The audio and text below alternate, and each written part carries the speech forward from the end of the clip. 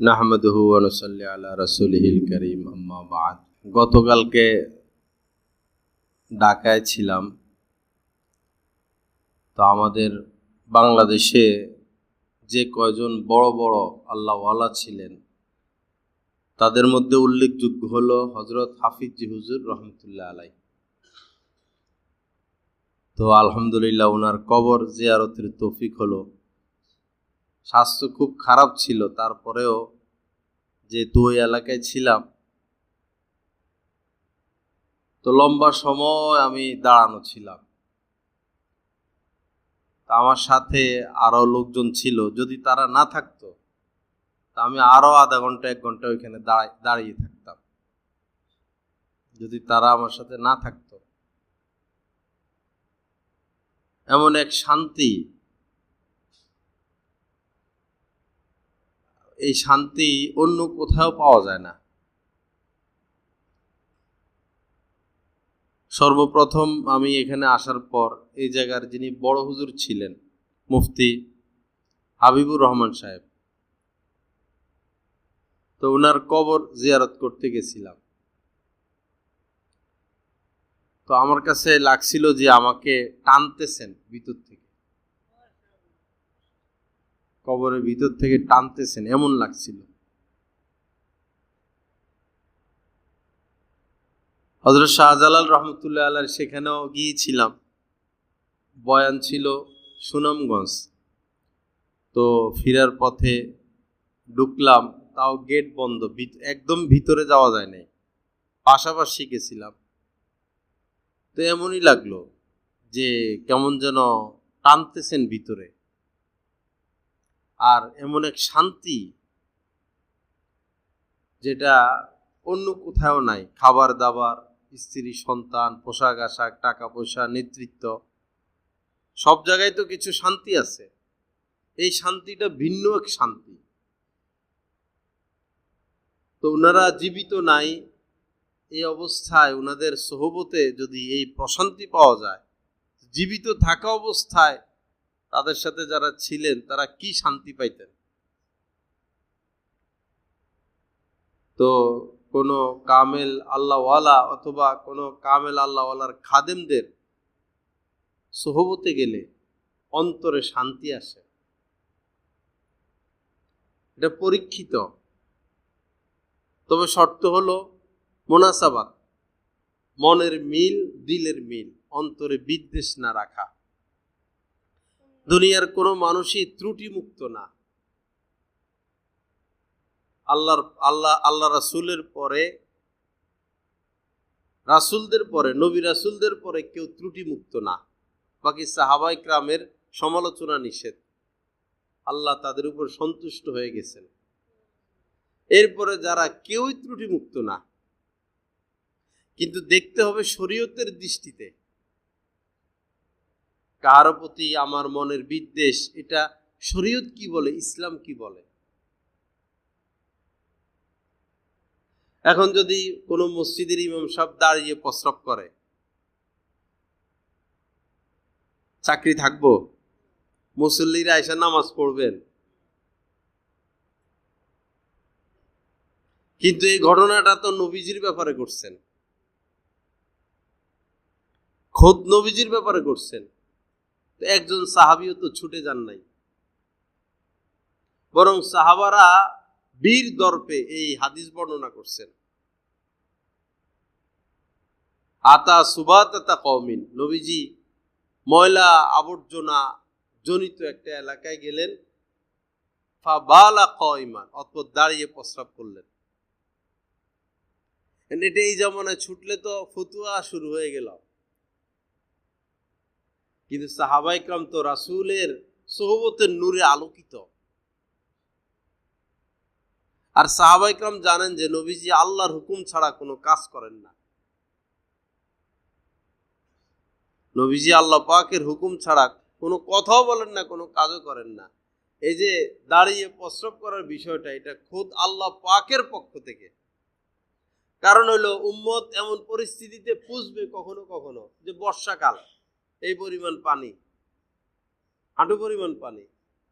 এখন যদি বসে প্রস্রাব করতে যায়, সব তো ভিজলো। দেশ গ্রামে অনেক সময় কাদা জড়িত, এই পরিমাণ কাদা, এখন বসে প্রস্রাব করবে কেমনে? তো এরকম পরিস্থিতিতে উম্মত পড়লে তখন নবীজি সুন্নত থাকতে হবে না সেখানে? ইসলাম তো কমপ্লিট জীবন ব্যবস্থা, নবীজির সুন্নত তো সেখানেও থাকতে হবে। এজন্য ওই পরিস্থিতিতে পড়লে এইভাবে যেন প্রস্রাব করে নবীজি শিখিয়ে গেলেন। তো কাহার মধ্যে কোনো দোষ ত্রুটি থাকলে এটা শরীয়ত দিক কোরআন হাদিস মোতাবেক এটা কি দোষ কিনা, আমার রুচি আমার মেজাজের সাথে লাগুক বা না লাগুক সেটা দেখার বিষয় না। দেখার বিষয় হলো শরীয়ত কি বলে, কোরআন হাদিস কি বলে। বড় কঠিন বিষয়। তো আল্লাহ ওয়ালাদের প্রতি মহব্বত রাখা, আস্থা রাখা, এবং আল্লাহ ওয়ালাদের সাথে বসলে, আল্লাহ ওয়ালাদের সাথে সম্পর্ক রাখলে যে শুধু আখেরাত আসবে এমন না, দুনিয়া চমকায়। আজীব কারবার, চেহারা সুন্দর হয়ে যায়, কালা মানুষের সাদা সাদা দেখা যায়, মানে একটা নূর আসে। অপরিষ্কার অপরিচ্ছন্ন এলোমেলো জীবন, অগোছালো জীবন, তার জীবনটা গোছালো হয়। দুনিয়াটা ব্যবহার করা শিখে, দুনিয়াটা ব্যবহার করা শিখতে হয় আল্লাহ ওয়ালাদের সোহবতে গেলে। খানকায় গেলে হযরতের রুমে খানার যে মজা আর খানার যে সিস্টেম, এটা খানকায় না গেলে তো জীবনে শিখতাম না।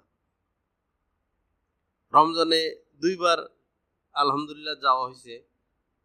তো ঢুকতে হয় ধাক্কা ধাক্কি কইরা, এখানে কে পীর সাহেব, কে শাইখুল হাদিস, কে মুফতি সাহেব, কে কুটিপতি, এই কারবার নাই। ধাক্কা ধাক্কি কইরা যে আগে ঢুকতে পারে হে সিট পায়। আবার পরে অনেকে ঢুকে কিন্তু সিট পায় না, বের হয়ে যেতে হয়। অনেক বড় বড় মানুষও। এক মন্ত্রী সাহেব আসবেন হযরতের এখানে, সাবেক, দেখা করতে আসবেন। পরে হযরত বললেন যে, তো মন্ত্রী সাহেব এখানে আসলে লাভ হবে কি আমার এখানে? উনি যদি জুমার দিন আসে একটু বয়ান শুনে, তাহলে উনার একটু লাভ হবে, কিছু দিন পাবে। দেখেন কি নজরিয়া। এখানে আসলে শুধু শুধু এখানে তো আর বয়ান হবে না, দেখা সাক্ষাৎ হবে, খাবার দাবার হবে, অতটা ফায়দা তো মন্ত্রী সাহেবের হবে না। তো উনি জুমার দিন আসুক। তো ঠিকই জুমার দিন মন্ত্রী সাহেব আসছে, স্বাভাবিক মুসল্লির মতোই উনি, ওনার জন্য আলাদা কোনো ব্যবস্থা করা হয়নি। উনি আইসা মসজিদের এক পাশে বসছেন, হযরতওয়ালা বয়ান করছেন। বয়ানের পরে হযরতের সাথে খানকায় গেছেন। তো অনেক বড় বড় মানুষরাও আসে। তো দেখি যে ধাক্কা ধাক্কি করেই যে আগে ঢুকতে পারে। তো পরে ওইখানে খাইতে বসলে বোঝা যায় দুনিয়ার স্বাদ কিভাবে নিতে হয়। আমরা দুনিয়াদাররা তো দুনিয়া কামানো শিখছি, খাওয়া শিখি নাই, ব্যবহার শিখি নাই। কোন দুনিয়াদার ব্যবহার শিখে নাই, দুনিয়ার ব্যবহার শিখে নাই। শুধু ব্যাংকে জমায় পরে মরে, ব্যাংকে জমা জায়গা কিনে পেরেশানি হয়, ব্যবসা বাড়ায়, পেরেশানি বাড়ায়, পরে মরে, দুনিয়ার স্বাদটা পায় না। হযরতের এই একটু ঘামায় অনেক সময় গরমকালে, ঘামাইলেই, যেমন মসজিদে নামাজ পড়াইলো তো ঘামায় গেছে, নামাজের পরে মজলিস, তো খানকে চলে গেছে। কি জন্য গেল? আসল বিষয় হলো যাইয়া পায়জামা পাল্টাবে, গেঞ্জি পাল্টাবে। একটু ঘামাইছে, পায়জামা পাল্টাবে, গেঞ্জি পাল্টাবে। হযরতের পাঞ্জাবি যদি উদাহরণস্বরূপ 5টা হয়, গেঞ্জি থাকবে অন্তত 15টা। দৈনিক 2-3টা গেঞ্জিও পাল্টায়, একটু ঘামাইলে গেঞ্জি পরিবর্তন করে। রুচি আর খাবার, যে শাহী খাবার, শাহী খাবার এত স্বাদ, এত মজা। কলা তরকারি জীবনে কত খাইলাম। তো ওই দিন হযরতের ওইখানে গিয়া কলা খাইছি, সুবহানাল্লাহ, কলার আসল স্বাদ পাইলাম। এরপরে কক মুরগি তো খাইয়ে না বহুদিন থেকে, গন্ধ গন্ধ লাগে। তো খানকায় গেলাম, কক মুরগি দিলেন, দেশি মুরগির থেকে বেশি মজা পাইছি। আল্লাহওয়ালাদের সোহবত নিজের প্রয়োজনে যেতে হয়, দুনিয়া শিখতে হয়, সেখানে গিয়ে আখিরাতও শিখতে হয়। ব্যবহার শিখতে হয়, আচার আচরণ শিখতে হয়, শিষ্টাচার শিখতে হয়। সব মানুষ বাচ্চা এখন মাদ্রাসায় দেয়, সব মানুষ। গুলশান বনানী কোনো এলাকা নাই এত মাদ্রাসা, কিন্তু দেখা যায় বাচ্চাগুলা 2-3 বছর 4-5 বছর পরে আর টিকে না। এই না টিকার অনেকগুলো কারণ। এক হইল কারো সহবতে নিয়ে যায় না, বাচ্চাদেরকে কারো সহবতে নিয়ে যাওয়া, বাচ্চাদেরকেও সহবতে নিয়ে যাওয়া। সাহাবা ইকরাম তাদের বাচ্চাদেরকে নিয়ে আসছেন রাসূলের সহবতে, বাচ্চারাও বসে থাকতো। বাচ্চা কালের হাদিস, নাবালেগ ছিলেন ওই সময় নবীজির কাছে হাদিস শুনছেন, পরে বালেগ হয়েছেন, পরে ওই হাদিস বর্ণনা করছেন। অথচ এই হাদিস শুনছেন নাবালেগ অবস্থায়, এমনও ছিল ঘটনা। এক হইলো এই বাচ্চা ঝরে যাওয়ার, আরেকটা হলো বাচ্চাটা হেফজের উপযুক্ত না। এই মা বাবার তেড়ামির কারণে লক্ষ লক্ষ বাচ্চা ঝরে যায়। একজন ছেলে সায়েন্স পড়তে পারবে না, তো আপনি তাকে সায়েন্স দিবেন কেন? এটা হার্ড বিষয়। তারা কমার্সে দেন, তাকে আর্টসে দেন, আরো কি কি আছে না, তাকে হাফেজ বানাবে। এখন তার ভিতরে নাই, আপনি কেমনে হাফেজ বানাবেন? আপনি যদি বলেন আমি গাড়ি এটা আকাশে উড়ামো, গাড়ি কি আকাশে উড়বে? আকাশে তো উড়বে বিমান, হেলিকপ্টার। এখন তার ভিতরে নাই সেই জিনিসটা, আল্লাহ সেটা দেন নাই, সেই প্রখর মেধা। আপনি ধাক্কাধাক্কি করে বাচ্চাটাকে শেষ করবেন। প্রতি বছর লক্ষ লক্ষ তালেবে ইলম ঝরে যায়। এই যাবে কিতাব বিভাগে দেয় না, দেয় হেফজোখানায়, 2-4 বছর ঘুরাঘুরি করে বাস শেষ পড়ালেখা, বাচ্চাটার জীবন শেষ। সব জায়গায় মানুষ নিজের মানসিকতা বাস্তবায়ন করতে চায়, নিজের মেজাজ বাস্তবায়ন করতে চায়, একটা গোড়ামি মেজাজ মানুষের মধ্যে। কিন্তু সাহাবা ইকরাম তো এমন ছিলেন না। সাহাবা ইকরাম হচ্ছেন সামি'না ওয়া আতা'না, যা শুনলাম তা মানলাম। নবীজির নামাজের মধ্যে ওই যে যু কিবলাতাইন, মদিনায় গেলে সবাই মসজিদে যায়, এই মসজিদের কিবলা 2 দিকে, আমাদের এই মসজিদগুলোর কিবলা একদিকে। তো ওই মসজিদে নবীজি নামাজ পড়তেছেন, 2 রাকাত শেষ হলো, এই সময় আয়াত নাজিল হইছেন, ফাওয়াল্লি ওয়াজহাকা শাতরাল মসজিদিল হারাম। এতদিন নামাজ পড়তেন বাইতুল মুকাদ্দাসের দিকে ফিরে, ফিলিস্তিন। 2 রাকাত নামাজ পড়ার পরে আয়াত নাজিল হয়েছে যে কিবলার দিকে ফিরে, কাবার দিকে ফিরে নামাজ পড়েন। আয়াত নাজিল হওয়ার সাথে সাথে নবীজি এই মিম্বরের থেকে ঘুরে গেছেন কিবলার দিকে। আমরা যদি হইতাম মুসল্লিরা, আল্লাহ জানে মুসল্লিরা কি করত। সাহাবা ইকরাম সাথে সাথে ঘুরে গেছেন, সাথে সাথে রাসূল ঘুরে গেছেন, আমরাও ঘুরে গেছি। পরে ওই সময় এলান হচ্ছে মদিনায় যে কিবলা পরিবর্তন হয়ে গেছে, কিবলা পরিবর্তন হয়ে গেছে। যে সাহাবী যেখানে ছিলেন নামাজরত থাকা অবস্থায়, যারা শুনছেন, নামাজের মধ্যে কিবলা কাবার দিকে ফিরে নামাজ আদায় করছে। এই হচ্ছে সাহাবা ইকরামের দৃষ্টান্ত। হযরত আব্দুল্লাহ ইবনে ওমর রাদিয়াল্লাহু তাআলা আনহু, ওমরের ছেলে, সফরে যাচ্ছেন। পরে নির্দিষ্ট এক জায়গায় গিয়ে তিনি উট বা ঘোড়া থামাইলেন, দূরে এক জায়গায় গেলেন, গিয়ে যেভাবে প্রস্রাব করতে হয় এভাবে বসলেন, কিন্তু প্রস্রাব করেন নাই, প্রস্রাব ছিল না। একটা নির্দিষ্ট ঢঙ্গে বসছেন, একটা নির্দিষ্ট জায়গায় গিয়ে বসছেন, একটা নির্দিষ্ট নিয়মে হেঁটেছেন, আবার নির্দিষ্ট নিয়মে এসে ঘোড়ার উপরে উঠছেন। তো সাথে যারা ছিলেন তারা মনে কিছু রাখতেন না, সব জেনে নিতেন। সাহাবা ইকরামের বড় যে গুণ ছিল, তারা মনে কিছু ধরে রাখতেন না, স্পষ্টভাবে জেনে নিতেন, এই বিষয়টা বুঝি নাই।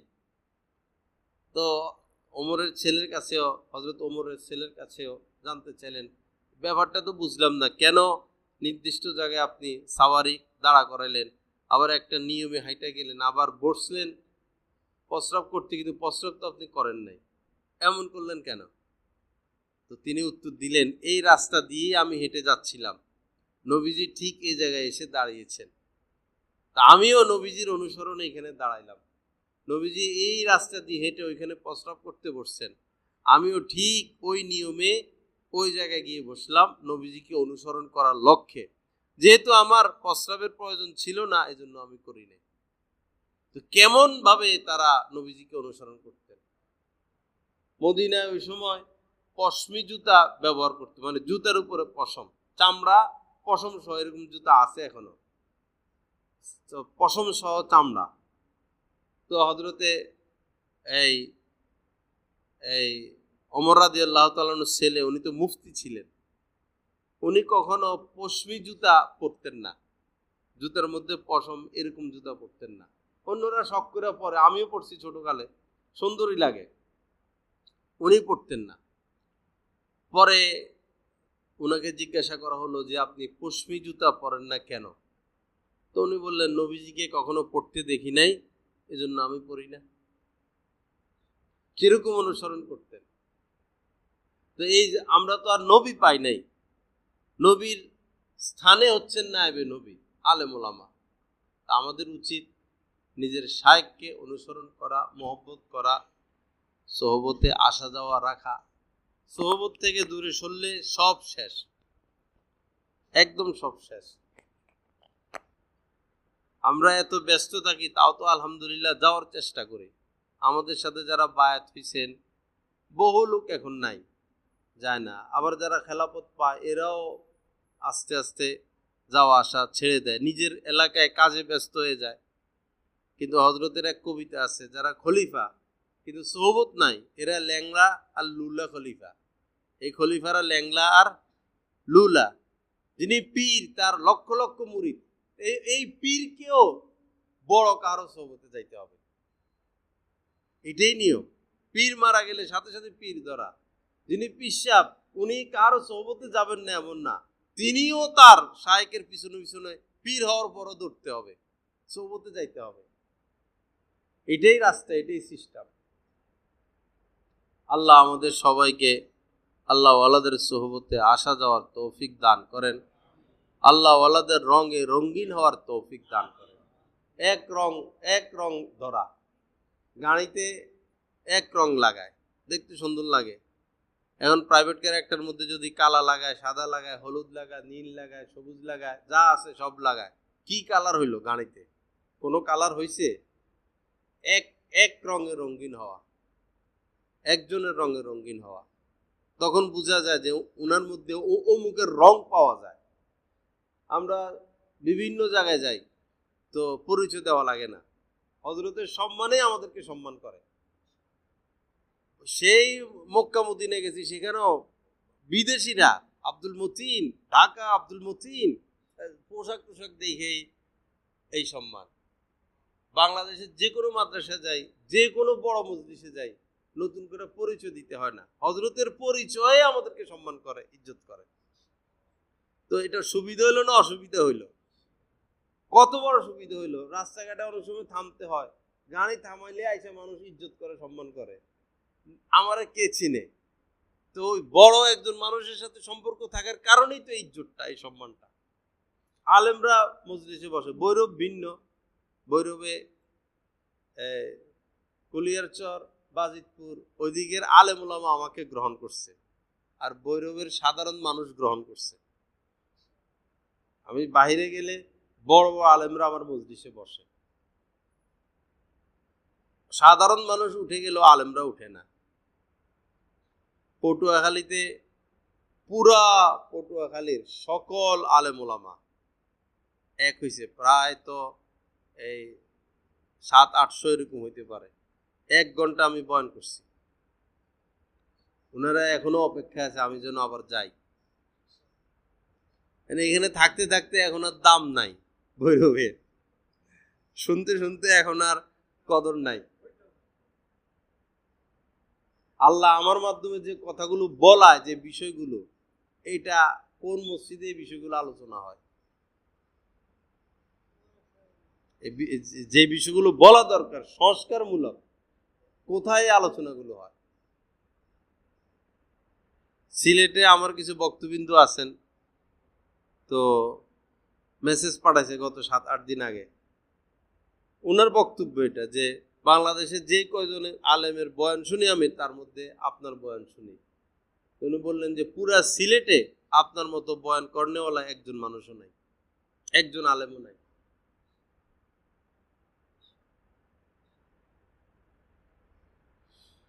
লা ইলাহা ইল্লাল্লাহ। আল্লাহ পাক আমাদেরকে মাফ করে দেন।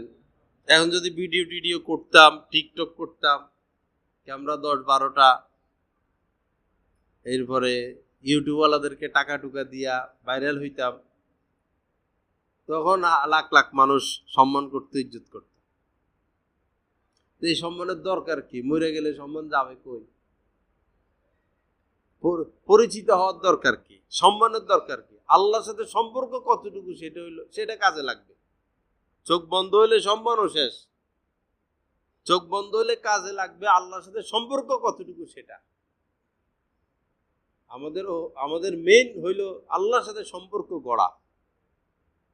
আল্লাহর কতটুকু কাছাকাছি বুঝতে পারলাম সেটা দেখার বিষয়। আল্লাহ পাক জাল্লা জালালু আমাদেরকে আমলের তৌফিক দান করেন। তা আমাদের মাসিক ইজতিমাটা হয়তো আগামী শুক্রবার হবে না, আল্লাহ চাইতো হয়তো হজের সফরে থাকার পরে শুরু হইলে মনে হয় প্রথম সপ্তাহে নিয়ে আসলে ভালো। প্রথম শুক্রবার, শেষ শুক্রবার মনে রাখতে পারে না। আর মাসের শেষে মানুষের কাছে টাকা পয়সাও থাকে না। মাসে 1000 টাকা দিব, মুখ কালা করে ফেলায়, 2-3 বার ঘুরায়। আমরাও আলহামদুলিল্লাহ আমাদের হযরতের খানকায় চাঁদা দিই। আমরা ওইখানে চাঁদা যারা দেয়, ওইখানে আমার নাম শুরুতেই আছে আলহামদুলিল্লাহ।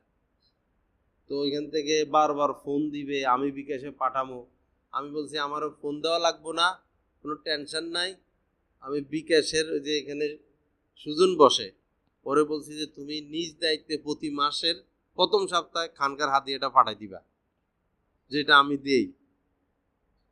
আমি তো আমার ব্যাপারে এতটা সতর্ক। ওইখান থেকে ফোন দেয় লোকজন, পরে আমার পাঠাইতে আমার হইয়া যায় দেরি।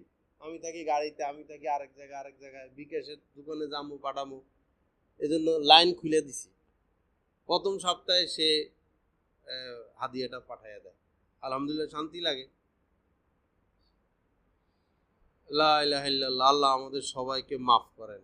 খরচ না করলে আসবে না। এই ঈদে আমি নিয়ত করছি যে এই কোনো মার্কেটিং করবো না, কারণ হজের সফর, টাকা পয়সার ব্যাপার। পরে নিজের জন্য এক টাকার জিনিসও কিনি নাই। আবার বাচ্চার আম্মার জন্য শুধু জুতো একটা কিনে দিছে। এদের আছে, হাদিয়া আসছে। কিন্তু আমার যত আত্মীয় স্বজন হঠাৎ করে একদিন নামাজের মধ্যে এই কোন একটা আয়াত বা হাদিস আমার ভিতরে আসছে, ওইটা আমার মনে নাই। নামাজ শেষ করে, তারাবি শেষ করে চলে গেছে নিউ মার্কেট। যে সমানে লও আর কিনো, চয়েস করো। ঘরে ঘরে মামা মামি, খালা, চাচা চাচি, মামতো বোন, যা আছে আত্মীয় স্বজন, বিদেশ থেকে যেরকম গাঠি নিয়ে আসে, এরকম 2 গাঠি পাঠাইছে বিকাশ ইয়াতে, কিসে, কোরিয়ানে, নোয়াখালী। সবাই খুশি। মানে এটা যে হেরা যে গরিব মানুষ, এরা সবাই আমার থেকে বড় লোক, গরিব শুধু আমি। কিন্তু আমার পক্ষ থেকে পাইছে একটা হাদিয়া, এইটা পাইয়া তারা খুশি যে আমাকে মাওলানা সব পাঠাইছে হাদিয়া। কেউ মুখে লাগায়, কেউ চোখে লাগায়, কেউ এটা গায়ে দিব না কোনোদিন, আলমারিতে রেখে দিব, এই অবস্থা। তো আলহামদুলিল্লাহ খরচ করছি, আল্লাহ পাক দিছেন। আমি আমার থেকে খরচ করছি, পরে যোগ বিয়োগ করে দেখলাম যে আমার থেকে 1 টাকাও যায় নাই। যোগ বিয়োগ করে দেখি 1 টাকাও আমার থেকে যায় না। আরো লাভ, ব্যবসায় আরো লাভ, ব্যবসায় আরো লাভবান। খরচ করবেন, দিতে থাকবেন সব সময়। দান করলে কখনো বড় কোনো বিপদ আসবে না। গরিবের হাতে দিবেন, মিসকিনের হাতে দিবেন, দান বাক্সে দিবেন, মসজিদ দিবেন, মাদ্রাসায় দিবেন, অল্প অল্প হোক, 5 টাকা 5 টাকা হোক, 10 টাকা 10 টাকা হোক, ফিরে দিতে নাই, দিতে থাকা। দিলে আল্লাহ পাক বাজেট করবেনি, কার খরচ কেমন আল্লাহ তো দেখেন। তো ওর খরচ অনুযায়ী ওর জন্য আল্লাহ পাক বাজেট করেন। আর জমাবেন তো লাভ কি? তো মরলেন, কবরে গেলেন, হিসাব নিকাশ নিয়ে ব্যস্ত। হিসাব নিকাশ বড় কঠিন। লা ইলাহা ইল্লাল্লাহ। যা কিছু আলোচনা হলো আল্লাহ পাক সকলকে আমলের তৌফিক দান করেন। আগামী শুক্রবার থেকে খানা চালু হবে। আগামী শুক্রবার ইয়াসিন ভাই আগে দায়িত্ব নিয়ে নিছেন, ইয়াসিন ভাই খাওয়াবে ইনশাল্লাহ খানা আগামী শুক্রবার থেকে। আজকে শুধু ঝালমুড়ি আগেরটা, সবাই আপ্যায়ন গ্রহণ করি। ইব্রাহিম ভাই ঝালমুড়ির ব্যবস্থা করছেন। জাযাকাল্লাহু খাইর। সুবহানাকাল্লাহুম্মা ওয়া বিহামদিকা আশহাদু আল্লা ইলাহা ইল্লা আনতা আস্তাগফিরুকা ওয়া আতুবু